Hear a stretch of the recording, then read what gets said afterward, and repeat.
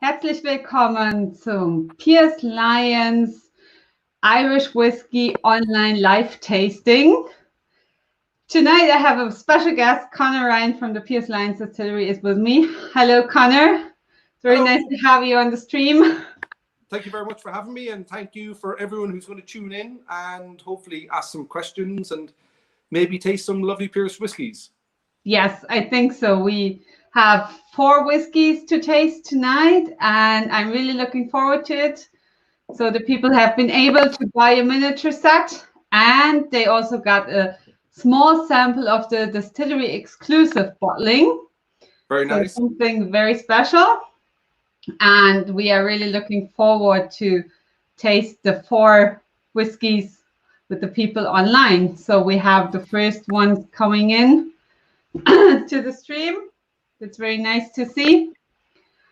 Here, it's YouTube is here from YouTube, Expedition Whiskey, and Stefan, hello. So before we start tasting the whiskey, maybe you can just tell a bit about the distillery, where it is located, and what's special about the distillery. Absolutely. I suppose the whiskies that we're going to taste tonight were actually distilled on the stills that are in the distillery, but while we're in a different site. So Pearse Lyons, the name on the bottle, is an actual real man who was the first Irishman to get a master's in brewing and distilling from the British Institute of Brewing and Distilling. He worked in Powers Johns Lane, he worked with Guinness in the Harp Brewery, and then he was one of the lead engineers who worked on what we call New Middleton, and opened the New Middleton Distillery that opened in 1975. After that, he went to the USA and was brewing and distilling, and while there, became very much into yeast and very inquisitive about yeast and the properties, because as you'll all know, in order to make whiskey, you need to make beer. In order to make beer, you need yeast. So set up a company called Alltech, and fast forward a couple of decades, opened up a brewery and then subsequently a distillery in Lexington in Kentucky in 2008, 2009 for the brewery. And then we opened up the distillery, Town Branch Distillery. What's important about that is when we started distilling there over 12 years ago, so 2008, we were actually the first distillery on the Kentucky Bourbon Trail to pot still only their spirit. So wow. Pearse Lyons brought his flavor of brewing and distilling over to Lexington in Kentucky and was the first person to produce single malt there in almost 100 years, as I've mentioned. And also there we do bourbon and rye. So that's under the Town Branch brand. So the distillery that we're just going to start talking about, that's in Dublin on St. James's Street, that was purchased in 2012. And just as soon as that was purchased, Pearse Lyons and his wife Deirdre Lyons got news 2 weeks after they bought it that it was turned into a listed building.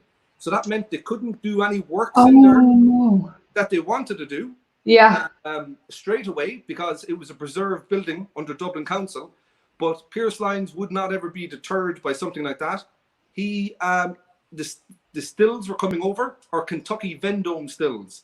So again, Pearse Lyons like to mix things up. We use Scottish foresight stills in Town Branch in Lexington in Kentucky, and he wanted to bring back a flavor of. So he brought all of his Irish expertise to brewing and distilling in Kentucky, and then he wanted to bring a flavor of America back with him to Ireland. So we had a set of double pot stills, Kentucky Vendome stills, and they were on the way over, so we couldn't put them straight into the church. So Pearse did a deal with Seamus O'Hara in O'Hara's Brewing in Carlow.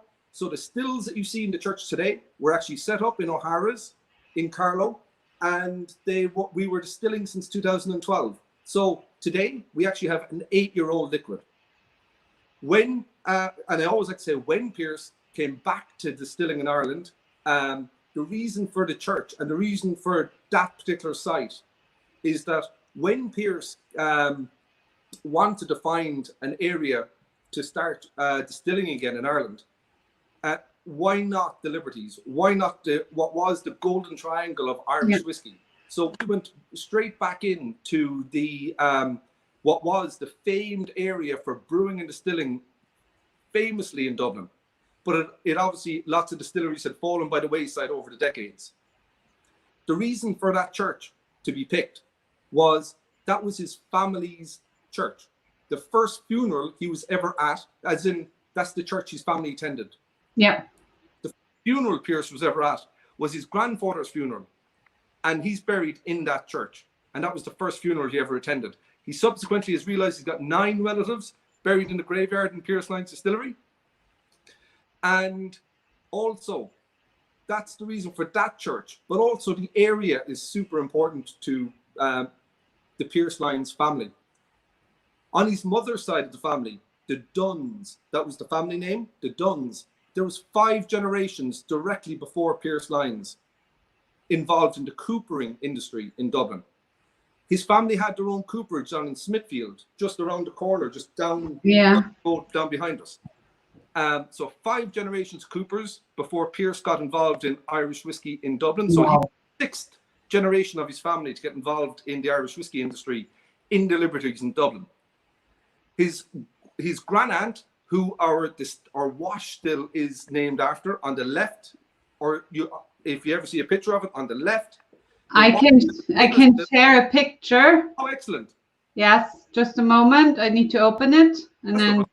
So the wash still is named after Margaret Dunn. So Molly was her shortened name, but Margaret Dunn was the first female cooper ever registered in Ireland.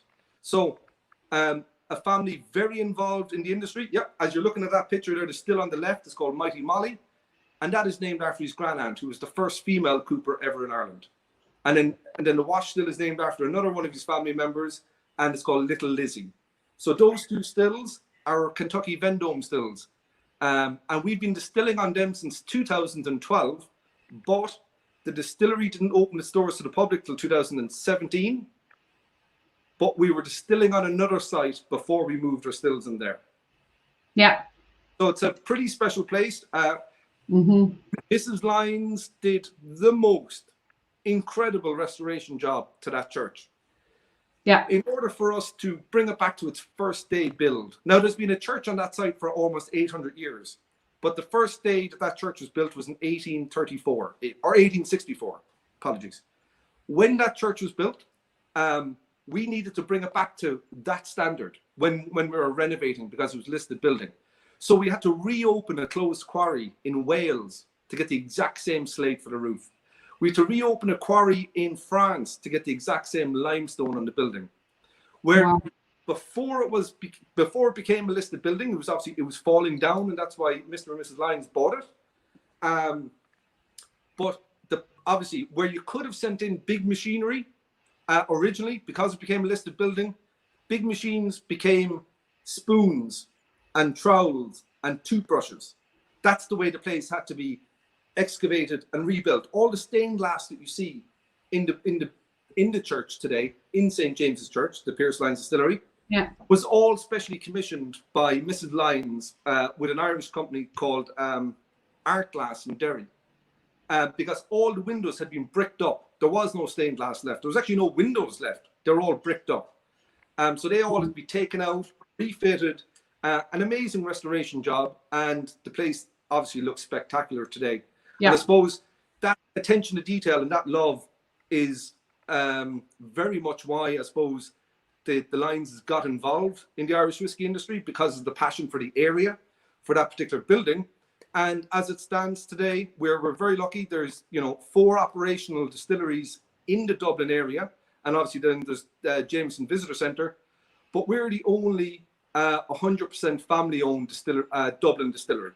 So there's a personal passion there from the Lyonses, and unfortunately and sadly, just over 2 years ago, Pearse Lyons suddenly passed away.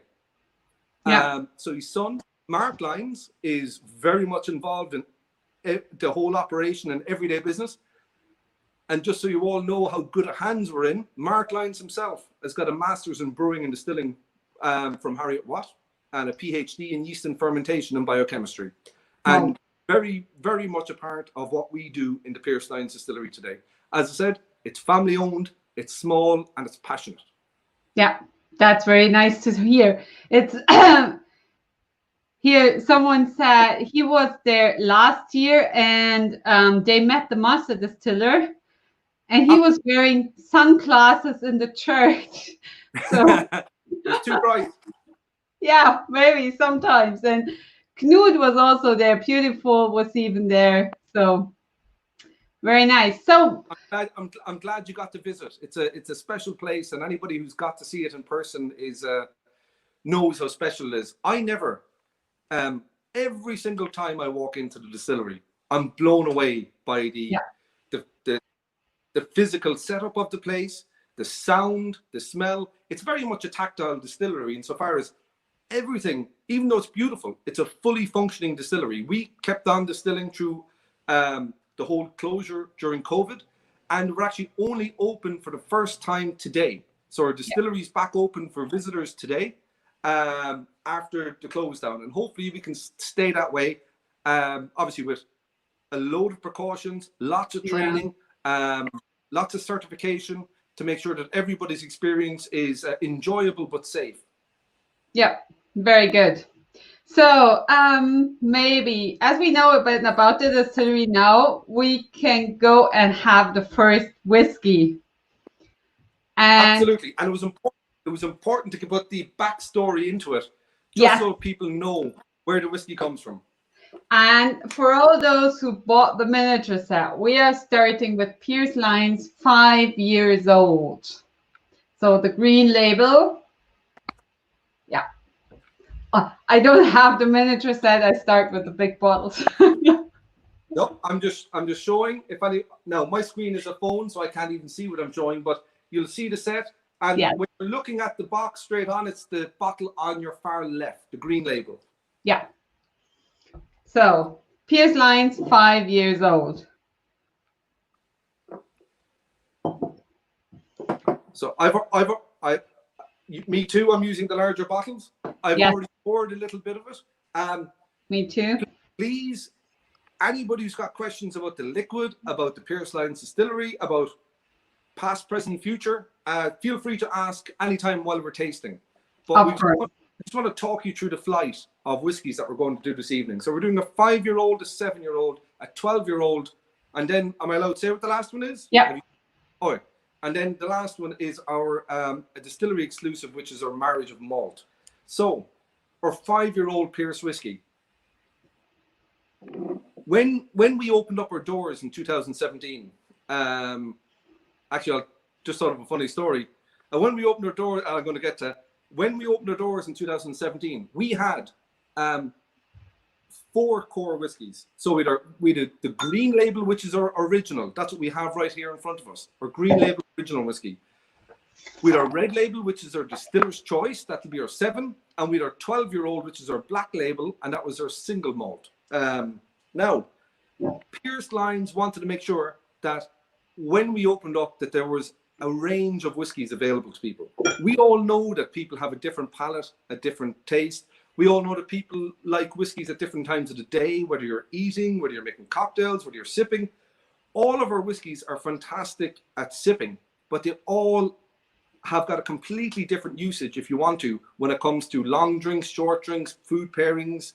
And we then, just over a year ago, because we started distilling in 2012, we did, some of our whiskey was younger, but we wanted to make sure that our whiskey was at least in 2 of our expressions coming out.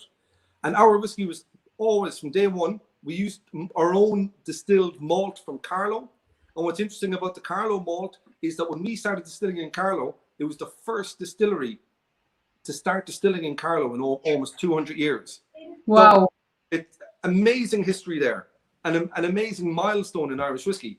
I suppose when we started distilling there, we were actually only the 6th distillery to start distilling in Ireland. Wow. So obviously you'd Bushmills and Jameson and Cooley before us, then you'd Kilbeggan, and then you'd West Cork Distillers, and then you'd us. So we were very early back into, Pearse was very early coming back into Irish whiskey distilling. When I said a funny story, we went age statement just over a year ago. Before we'd even announced that we were going age statement, The weekend before, Mareike showed her picture up online. I remember it. My phone was hopping with people going, "What are you after doing a rebrand?" So basically, the German market had it first, saw it first. Mareike got a bit excited. My phone was hopping for the weekend because people wanted to know why they didn't know that there was a rebrand. You know, bloggers, writers, whatever. So I was busy that weekend. So thanks for that, Mareike. No problem. Yeah, it took a bit longer to bring the whiskies to Germany because of the rebranding, and then they were here, and I was so lucky and put it online. And then I remember you said, everybody's asking me why there's an H statement on the bottles. That's okay. That's excitement. We don't mind that. So we went age statement. We used a slightly longer bottle. Our bottle beforehand was shorter with no age statement.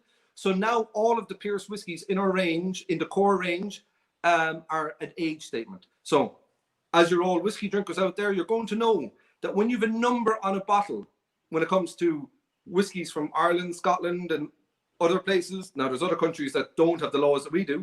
When you see a number on the bottle, it means the youngest liquid in the bottle is the number that you see on the bottle.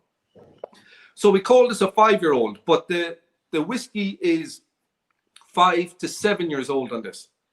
So the youngest drop is 5, actually more than likely 6, almost at this stage.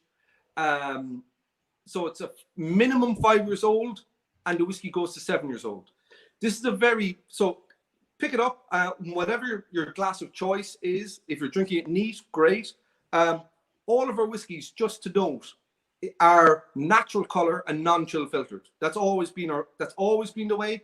So it's 43% ABV, natural color, non-chill filtered. This one here, I mean, when you're tasting whiskey, what you want to do is you want to, obviously, we won't go into a whiskey tasting, that's what, bring it up to your nose, have your mouth slightly open, breathe in, and 70% of what you're going to taste is going to be dictated by what you smell. Then on your palate, you're looking for sweet, sour, savory, you're looking for the texture. But you can dictate most of the time, some whiskeys can be deceiving, a lot of what you're going to taste is dictated by your nose. So take time, give a whiskey a good smell, breathe it in. I won't say don't do anything because it's your whiskey, so do whatever you like. I would say avoid swirling whiskey in your glass. When people start doing this, all you're doing is you're raising alcohol. Yeah. If you want to taste it and you want to use some sort of a tapered glass, something that goes in on top to funnel the vapor up to your nose. If you want, run the whiskey around the side of the glass gently. And what that'll do is it'll expose a lot of liquid onto the outside of your glass. Then now what's going to happen is what you've put on the side of the glass, the alcohol will evaporate really quickly, and you're going to be left with all the beautiful wood notes, all the beautiful cereal notes from your whiskey. So when you shake it, you're just raising alcohol, and it just gets you can give your nose a bit of a fright. So bring up your nose, breathe in gently, smell and taste it. Always, if you can, drink a whiskey neat first. Now, if you're new to whiskey and you're not comfortable with that, by all means, add a drop of water when it's comfortable for you. But try it neat first, and then add a drop of water. And by a drop of water, I literally mean actual drops. The distiller went through a big process to take water out of the beer initially to make spirit. So do it slowly and do it in a way that suits you. So whenever I picked up this whiskey, I always get a beautiful citrus note. This is just massive with citrus, massive with cereal. Now, the reason you get a big cereal punch from this is that our whiskey is very malt forward. You get blended whiskeys. Let's say that the yardstick, the measuring stick for blended whiskeys a few years ago might have been 20% malt, 80% grain. That's just no rules, but that was just kind of a general rule. As the demand in whiskey has gotten bigger, people are using less malt and more grain.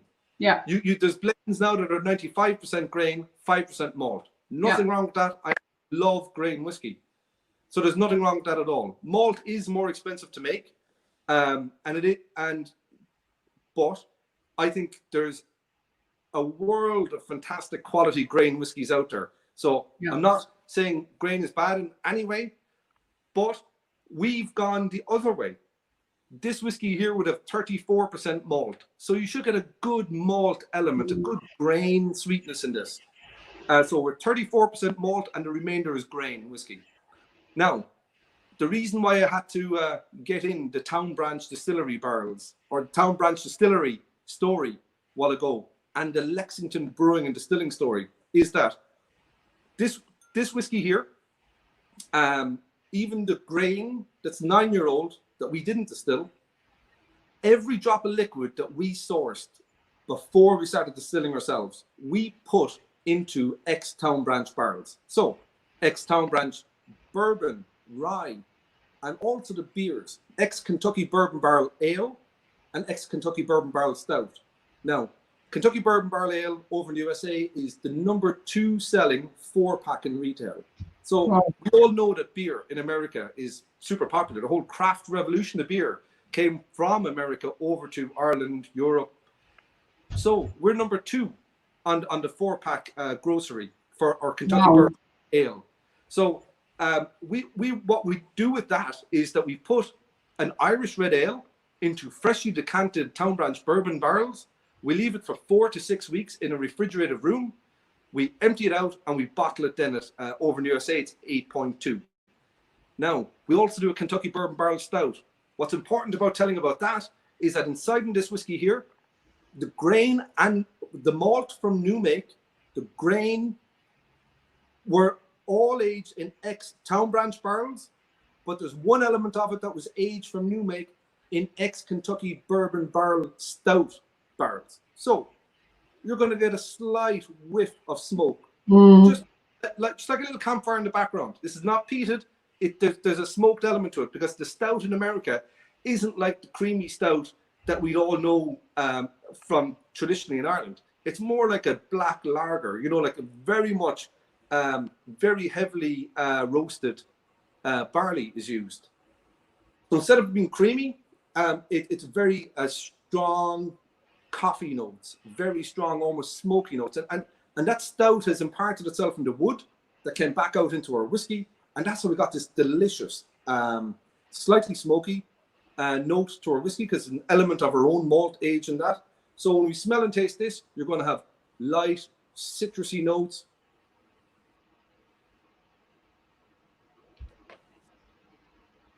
Very rich, very spicy.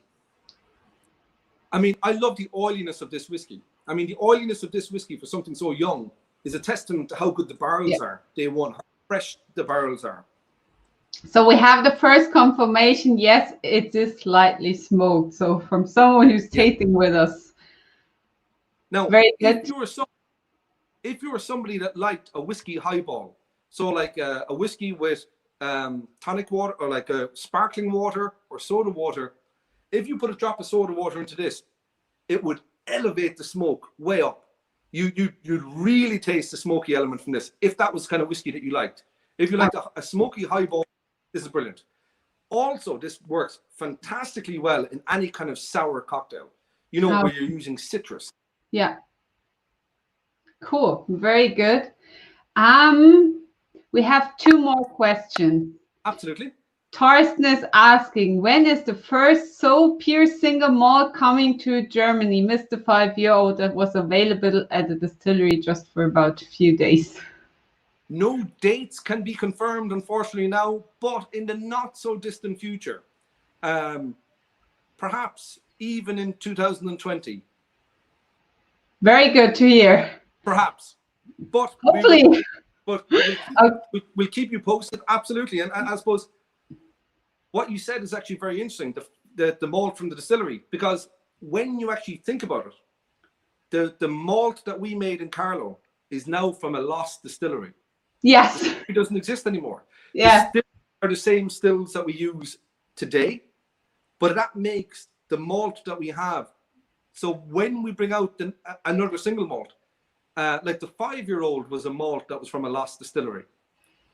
And we've other options coming down the line that we're waiting to come ready. When they come out, it's an amazingly historic whiskey because it was only made there for a matter of years. Years, yeah. And then once we move distills, that distillery is no longer. So it's the first lost distillery in the new wave of Irish whiskey. So the whiskey from that distillery is very special. Yeah, very cool. So also, if you like mixing with food, I'm just tasting this. I love this whiskey. This is like an aperitif whiskey to me. It's light, it's citrusy. You can have this before dinner. I love it, and especially if you have it with a sour. But it also goes really well with soft goat's cheese. It goes beautifully with beetroot, white seafood like a crab tian. Delicious. This is a beautiful food pairing whiskey. Very good. So Stefan says he likes the Scottish note. Absolutely. Yeah. And that's exactly what Pearse Lyons wanted. He wanted us to have a range of whiskies. When we move on to the 7-year-old, you're going to taste something that's very, it's quite familiar as being your atypical Irish whiskey. But Pearse wanted to have a range of whiskies. Everybody's got a different palate. There's different times and occasions to use whiskey. And we didn't want to come out with one bottle and say, this is what we're doing. Yeah. We have a range of 3 where you'll get your light, citrusy, smoky. We'll move on to the 7 and we'll tell you about that then when we get to that. Yes. So it's all about having diversity in the range. Yeah, that's really good. Neil was asking a question. Someone already answered, but I want to have it also for the YouTube guys. When you say you empty the barrels after 6 weeks, what happens to the beer then? And Garrett Smith said, Neil, sold as Kentucky Bourbon Barrel Ale and Stout. Yep. So we aged the whiskey in our Kentucky Bourbon Barrel. We aged the red beer and then the stout also for 4 to 6 weeks, 40, 60 days in a refrigerated unit, which is just incredible. Physically, it's about the size of 2 American football pitches. People say when you walk into a whiskey warehouse, you get a beautiful smell and it's like something you can't describe. When you walk into our cold room or beer cold room, and I've been lucky enough to be in a lot of whiskey warehouses, there's nothing like the smell of this room because you're having all of this amazing, absolutely amazing beer with whiskey and it's all evaporating into the air. And what we do with those barrels is basically the ex-Kentucky Bourbon Barrel Ale, ex-Kentucky Bourbon Barrel Stout barrels. We take a lot of the ale barrels and a small bit of the stout barrels to Ireland. And we age our whiskies in those beers. And we have done since 2012. So before mixing spirit into beer barrels, again, this is Pearse Lyons. He always thinks about what aren't other people doing. When he bought into the brewery in Lexington, it was just about to close down, started making beer again. First thing, making Irish red ale. Then he said, I'm in the middle of bourbon country. We've all these barrels around us. Why don't I put an Irish beer into American bourbon barrels? Yeah. That's how the Kentucky Bourbon Barrel Ale came. And obviously, and then the beer that comes out is obviously what we sell as our Kentucky Bourbon Barrel Ale. Then when he started up distills, he was like, okay, we're going distilling in bourbon country. What aren't people doing? Nobody had done single malt in Kentucky since 1919. We started doing single malt first.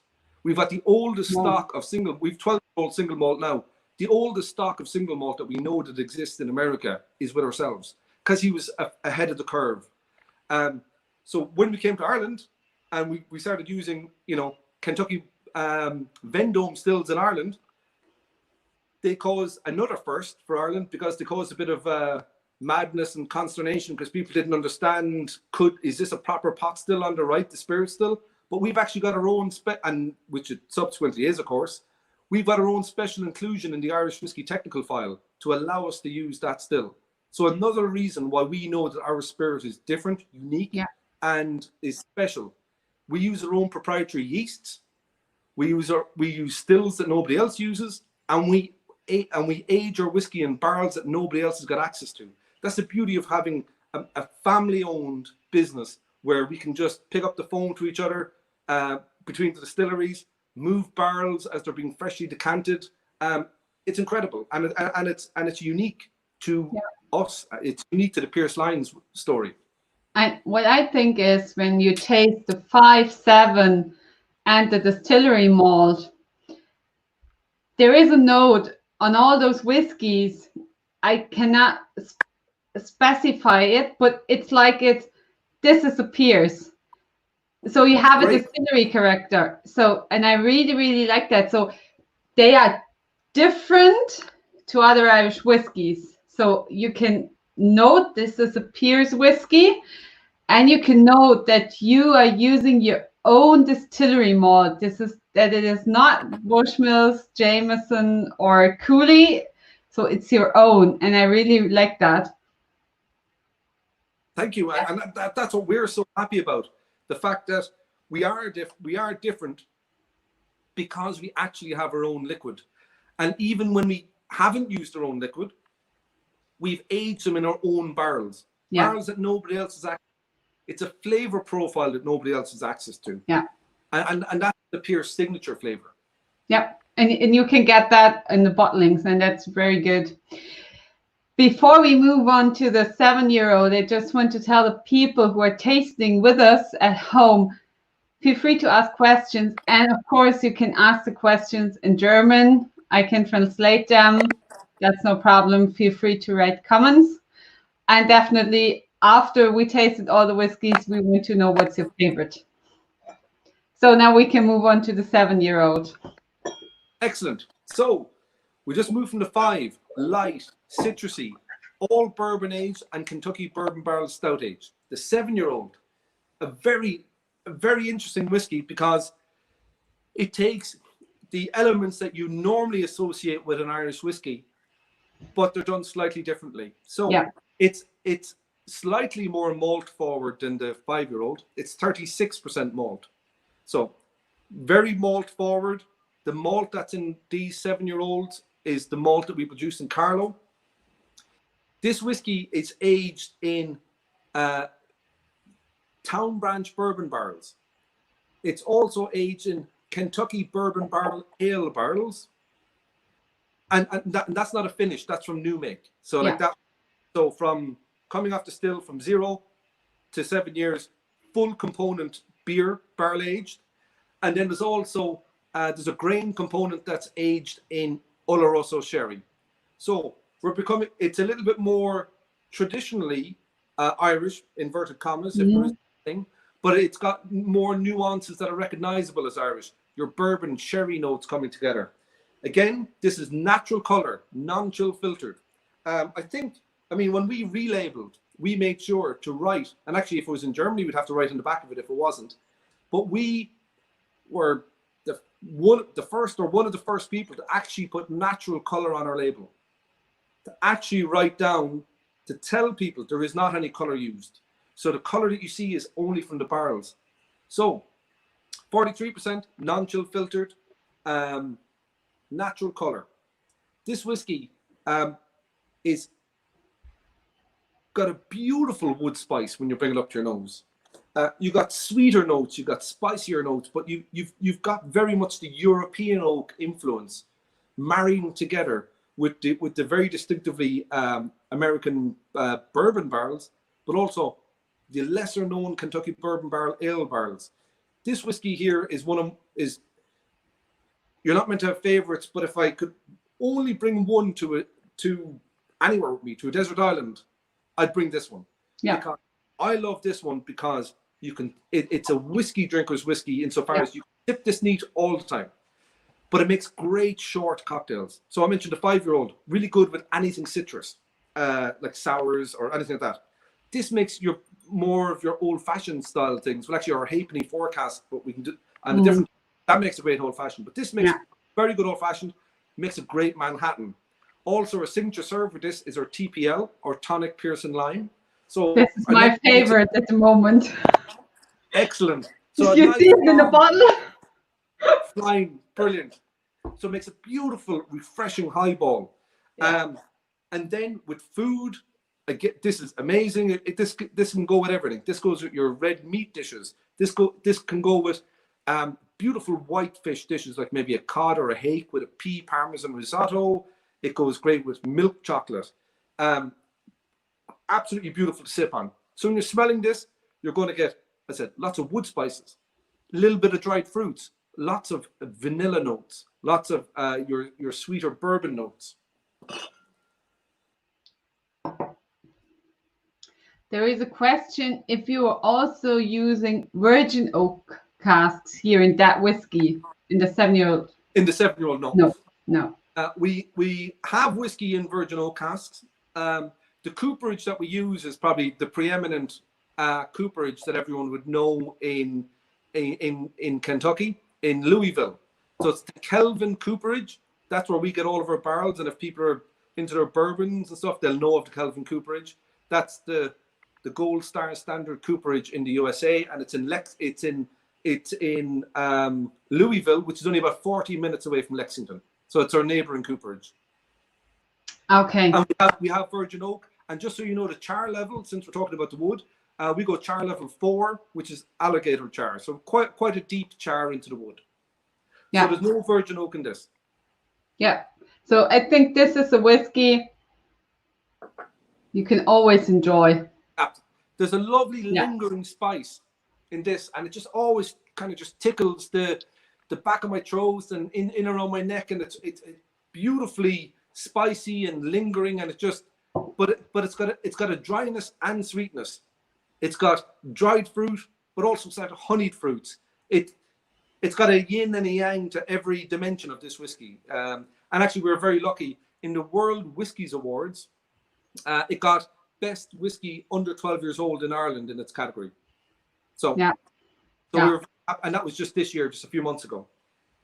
That's very good. So we were very happy with that. So the youngest whiskey is 7-year-old in that one, and how old is the oldest whiskey? 9, pretty much, probably 10 now on these variants. So 9, 10.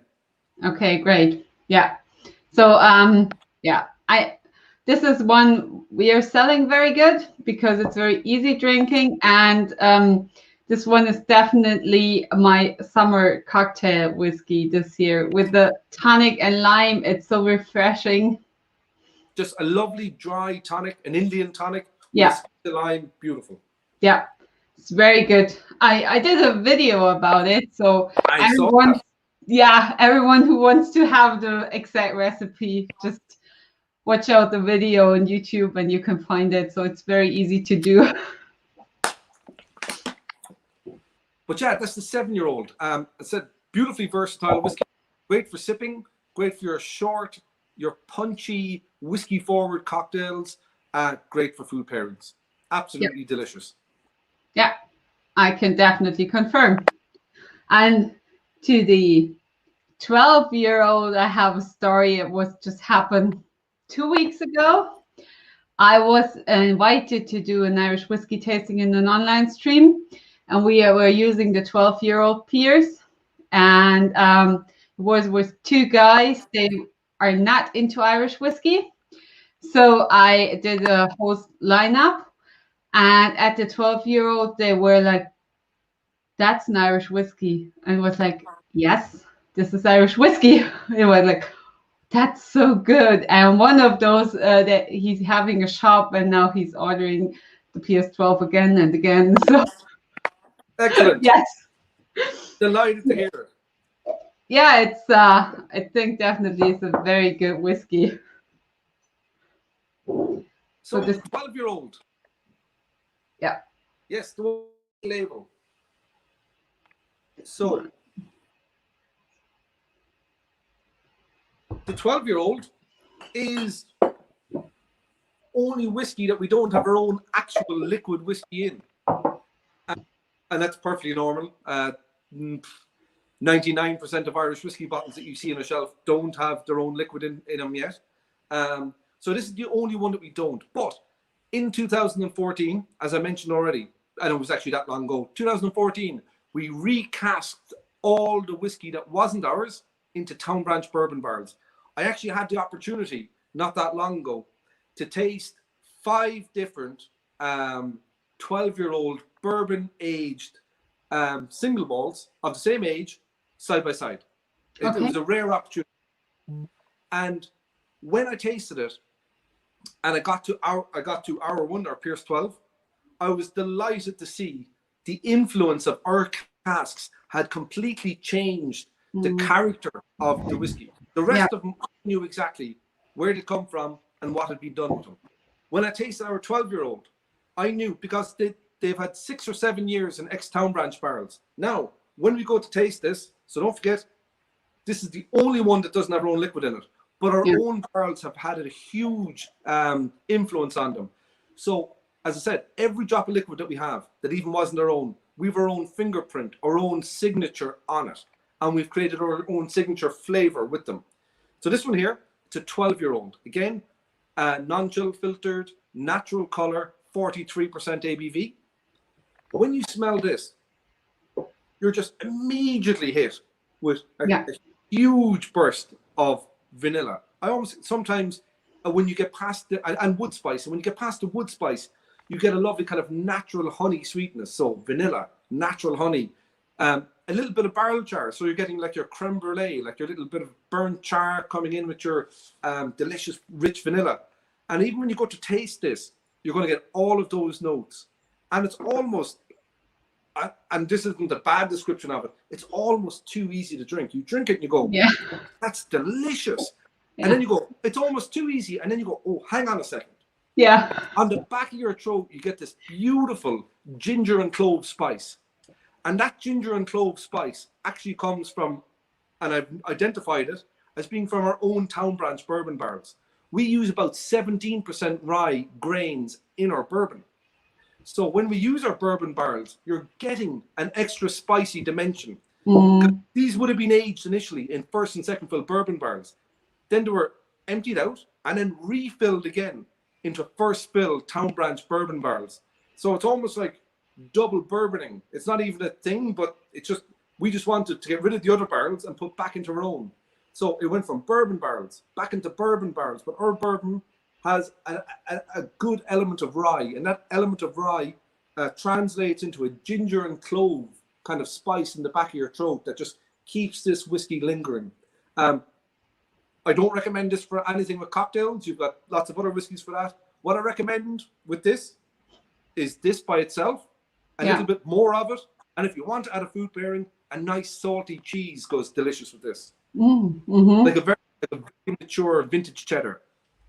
Okay, so I have to say, when Thorsten is still watching us, because when I do live streams with Thorsten, he's always eating cheddar cheese.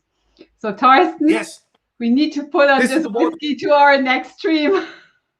The big burst of sweetness in this goes super well with your saltier, your more savory vintage cheddars or salty, crunchy cheeses. Beautiful. Very good. Yeah. Anna is asking a question. If the distillery is open for tourists on Sunday? Yes, it is. Our hours are slightly more limited than they would be during the summertime, but we're doing more tours. So we're doing tours from 11 a.m. till 5 p.m. every 30 minutes. Okay. So very regular tours. Hi, Arnie. I can't see this. My computer isn't working, so I don't know who's watching. So thanks for tuning in. This was Arne. I think you know him. Yes, I think I know him quite well. Yes, I think so. So Thorsten says cheddar root. So Thorsten and I got a deal. So we do. Really vintage. Yeah, good vintage, salty, almost aged. Good to know. We do a whiskey and cheddar stream, I think. Even Parmesan shavings can go really beautiful with this. Okay. Even aged can go well. Yeah. Okay. Yeah. So might be a good idea for next stream, because we are collecting topics for streams. There will be in December a live stream for whiskey and Christmas cookies, something like that. So, yeah. Okay. So there will be a last very special whiskey. And I was so happy that I was able to get some of these bottles.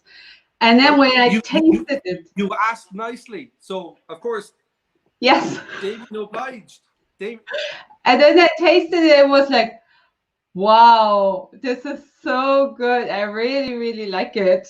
I bet you actually probably prefer the whiskey. This is a very interesting whiskey. Actually, I'll tell you about it. But I would actually hazard a guess that this whiskey to you might taste better now that it's got some air than the minute you opened it first. This is a very, very unusual whiskey. Insofar as this whiskey benefits from oxygen much more than it will from cutting down with water. The oxygen removes the kind of the slightly youthful spice that could be there, and you're left with all the beautiful richness. Now, this is called a marriage of malt. Yeah. For people who have it, you're very lucky because, 1 second now, I'm going to pour it a bit for myself. So we got in total 120 bottles, and there are about 12 left. So. Wow. Yeah. So to tell you about this bottle, we call this our marriage of malt.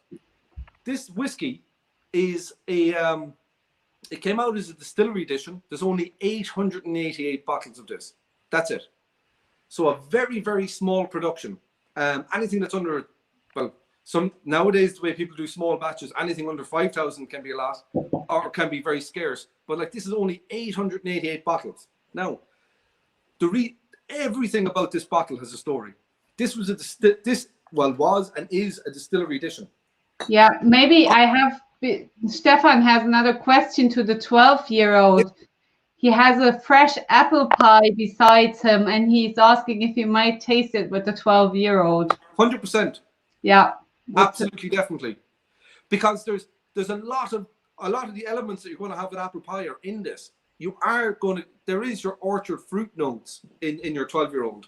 There is your appley notes. But also, obviously, as you know, custard goes beautifully with apple pie. This is a very custardy whiskey, the 12-year-old. It's also obviously you probably have quite a bit of sweetness in your apple pie, and this whiskey is sweet enough that it won't taste tart beside it. It's a very rich, very viscous whiskey. So absolutely, definitely give it a go. Okay, very good. And then he says the Pearse Lyons tasting set are just 3 miniatures, but in your package should have been another sample with the distillery exclusive. When there wasn't it in the package, please send me an email and then we can figure it out. And if not, we can send it to you afterwards. Yeah. Perfect. Okay. So this whiskey, 888 bottles. The reason for 888 was because there's been a church on everything about this bottle has a reason. There's been a church on the site of St. James for 800 years. We're in the famous Dublin 8. So that's the first 8, the 800. The second 8 is because we're in the famous Dublin 8 area. Dublin 8 is the Liberties in Dublin, which is synonymous with brewing and distilling. It's the Golden Triangle, or what used to be referred to and what is now back to being the beautiful area of a hub of distilling in Dublin. So that's the second 8. And then we call this a marriage of malt. I'll tell you why we called it a marriage of malt, but the last 8 is to signify the infinity symbol, 8 standing up on its side. So it's 888, 888 bottles. On the logo on this, instead of having a number, I don't know if you can see it, is an upside down scallop shell. Yeah. The reason for the upside down scallop shell is our distillery, Pearse Lyons Distillery, which was St. James's Church, used to be the starting point for the Camino de Santiago, a very famous religious walk across Spain.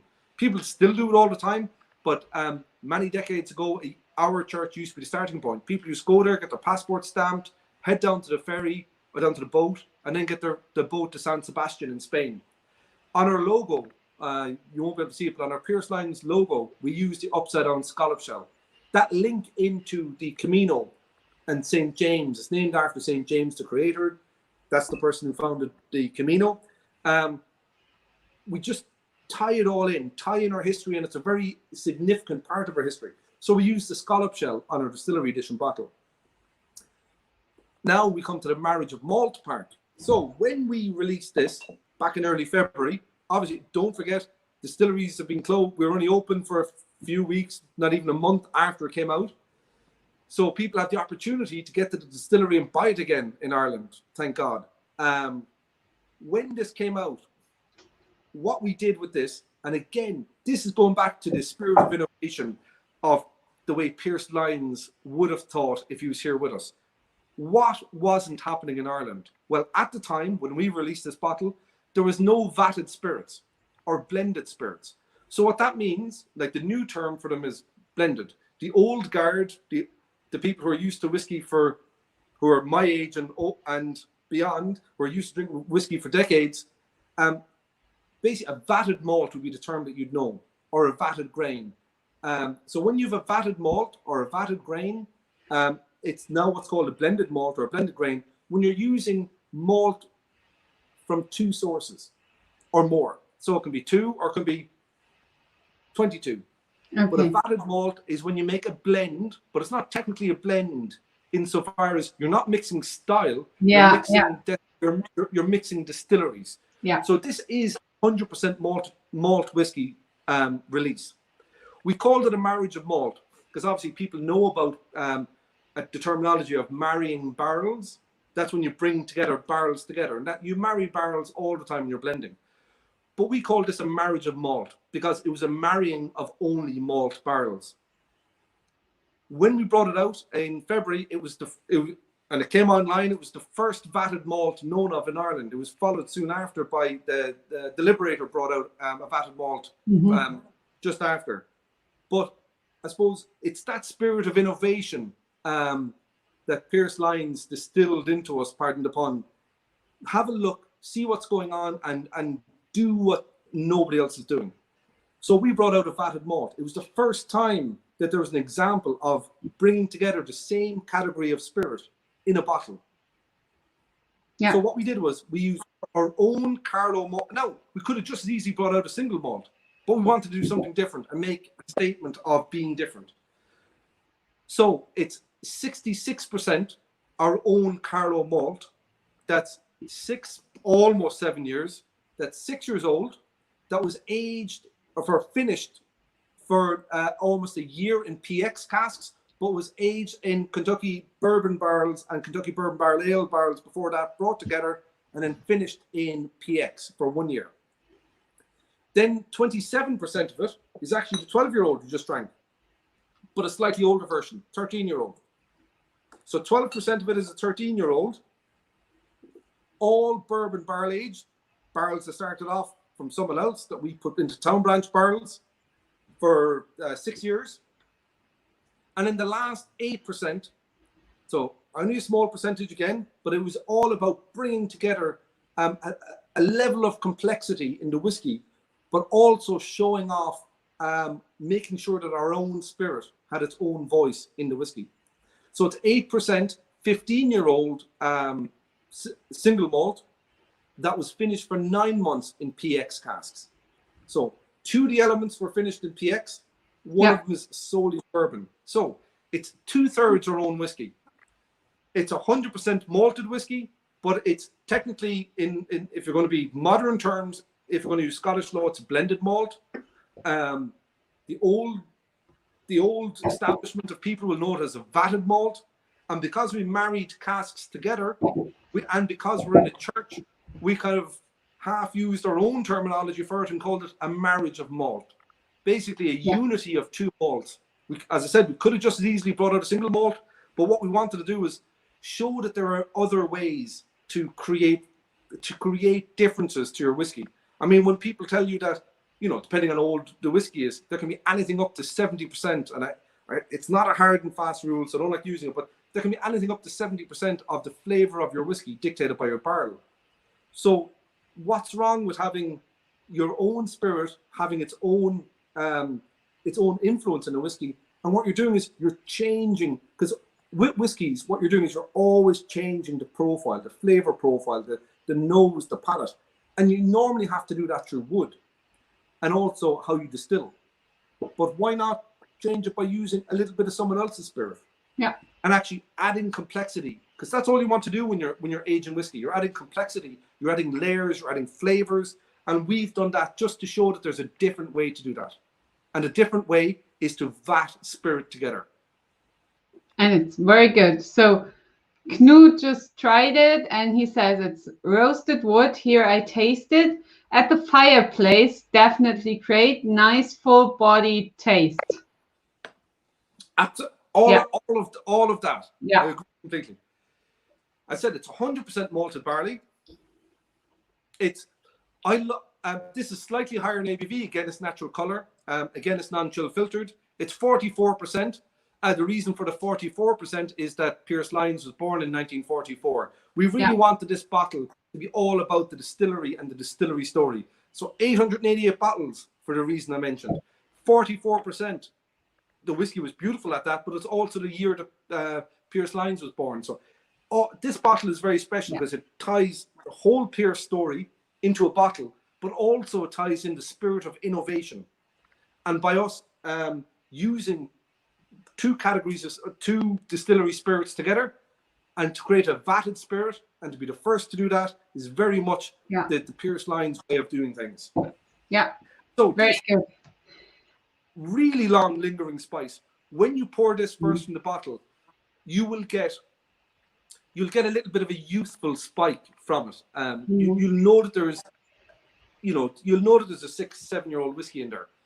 But if you leave this in air, or just like run it around the inside of your glass, just let the alcohol dissipate, and you get the richness of, you get the spice from not just the wood, you get the spice from the spirit. You get these lovely darker fruits coming after you've tasted these lovely darker figgy notes. You know, the richer fruit notes are going to start, but that's only as the air kind of gets to it. This is a fantastic whiskey insofar as it actually reveals itself a little bit more with time than it does with water. When you actually water it down, it loses a lot of its punch, but not in a good way. Oxygen is a great way to mellow this whiskey out. Just kind of leave it sit in your glass. So there's not many of these bottles, so when you open it, you're going hopefully you'll drink it slowly in some good company, and as you're drinking it, you'll see it change with oxygen. Yeah, very good. We have another general question, which I think is very interesting. How are the reactions of a mostly Catholic population in Ireland seeing that your distillery is based in a church? Are there negative reactions too? None whatsoever. Pearse Lyons and Mrs. Lyons were very, very conscious of the fact that it was a church and very respectful to the fact that it was a church. Pearse Lyons would, and it's for all of his family, would always be very, very much church-going people. So there was absolutely no disrespect to the church scenario with this. In fact, they actually brought it back to a first day standard. Now people can actually visit their relatives in the grave behind. Obviously, they have to get permission beforehand because it's a working site as well. But before Pearse Lyons and Deirdre Lyons set up the distillery there, the place was locked off. You couldn't visit your family graves. No access. The graves were overgrown. There was 50 foot of trees over some of the graves. So the church had been deconsecrated in the early 60s. So it was no longer a church. Before Pearse and Deirdre Lyons bought the church, it was a lighting shop.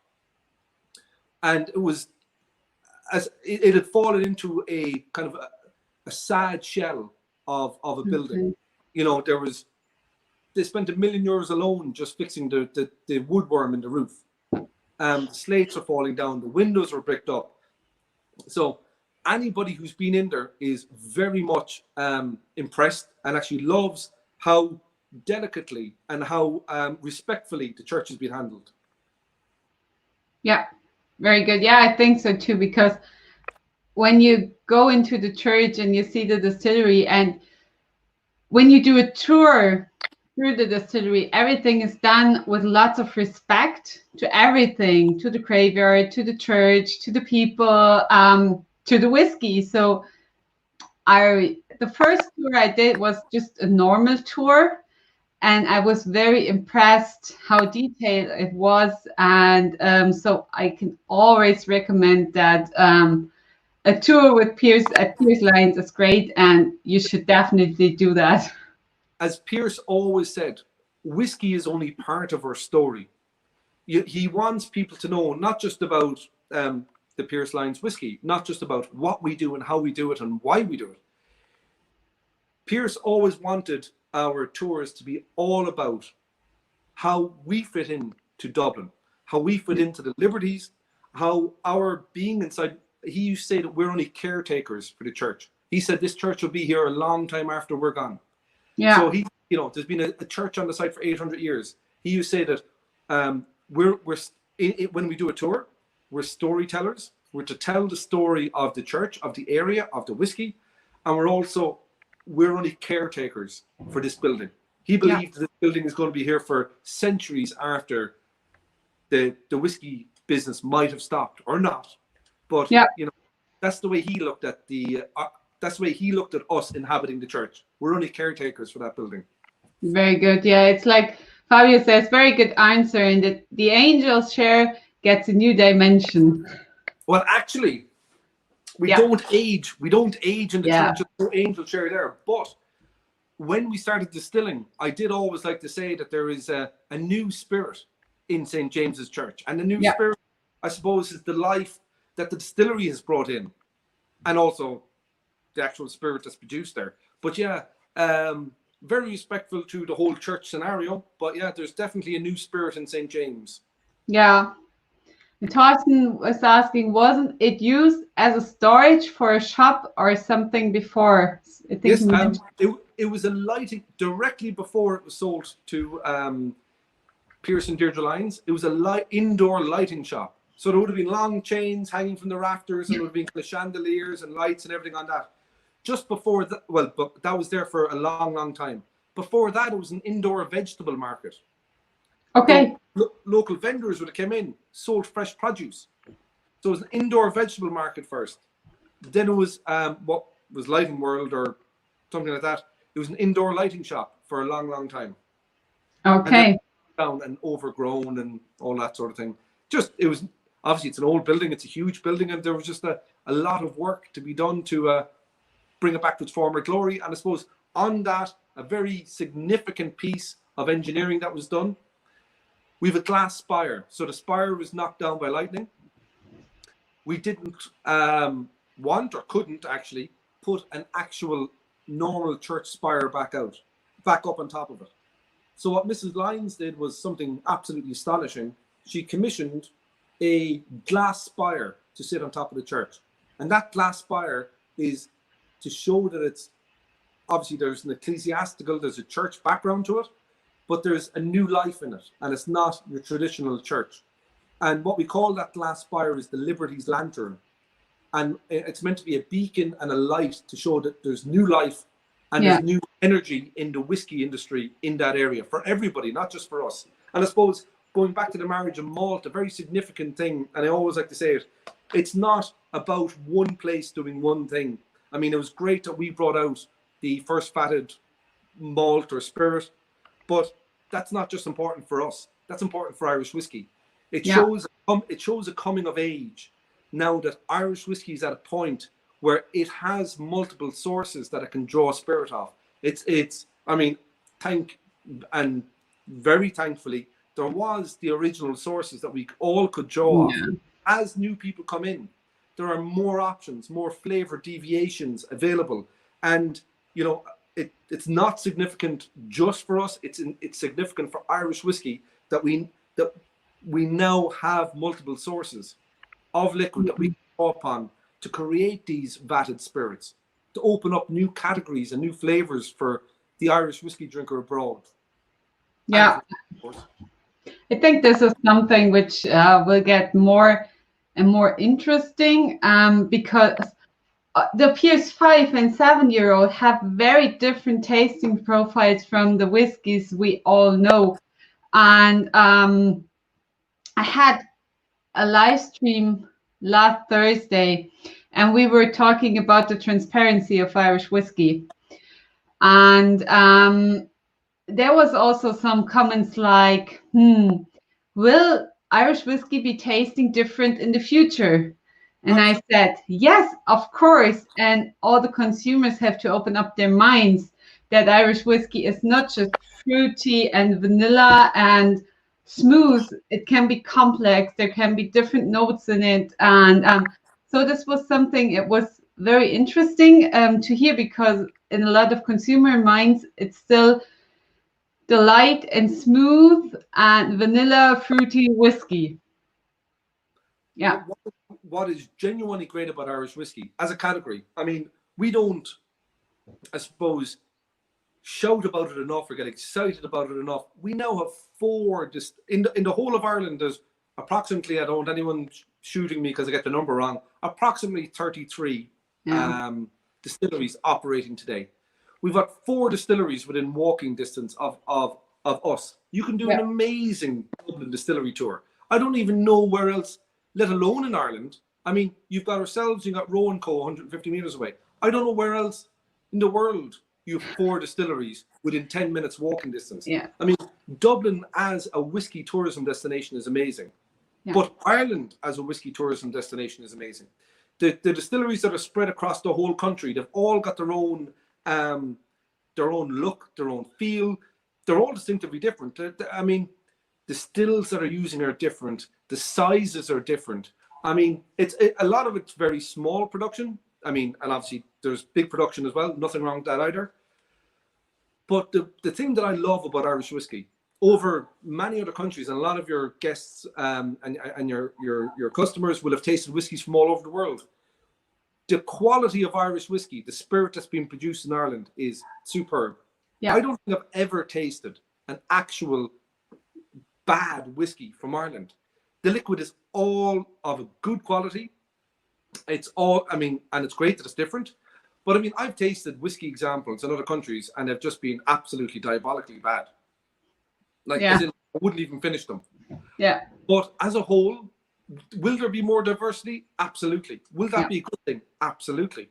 Yeah. I mean, from big to small, people are experimenting with different mash bills. They're experimenting with different barrels, different grains, and they're all making different spirit.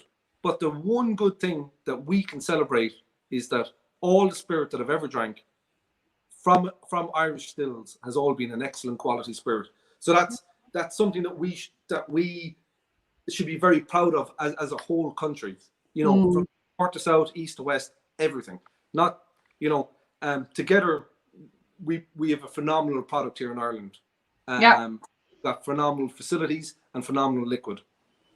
And for me, it is great to see how it is growing. And I'm always thankful that I decided to do Irish whiskey 9 years ago. And it's phenomenal to see how it is developing. Yeah, it's an exciting. Great. So yes, I think we tasted 4 very good whiskeys tonight. And I think each whiskey is very good on its own. So the marriage of malt is something special for me, and I really like it. But as you see, the 7-year-old is my summer whiskey this year. 12-year-old is a very easy drinking whiskey, but also complex, and I really like it. And what I think for the 5-year-old, as it has the smoky note, I also like to have it when we have a barbecue. Absolutely. And this is something where it is also very nice. And as Thorsten said at the beginning, we really would love to see something coming up for Germany. I think we are working on that, so people can stay tuned, and there will be definitely something. And so thank you very much, Conor, for taking your time. Not at all. Thank you, and thank all your guests for tuning in. It's always a great opportunity for us at Pearse to be able to talk to whiskey enthusiasts and just be able to talk you through the flight and be as open and tell you as much information as we can. Yeah, it was really interesting. We learned a lot about Pearse and the whiskeys, and we can tell the people Jahre open again. They come and have a tour at Pearse Lyons Distillery. So that's very good to hear. So yes, thank you very much, everybody, and have a nice evening. Good night. Thank you. Bye.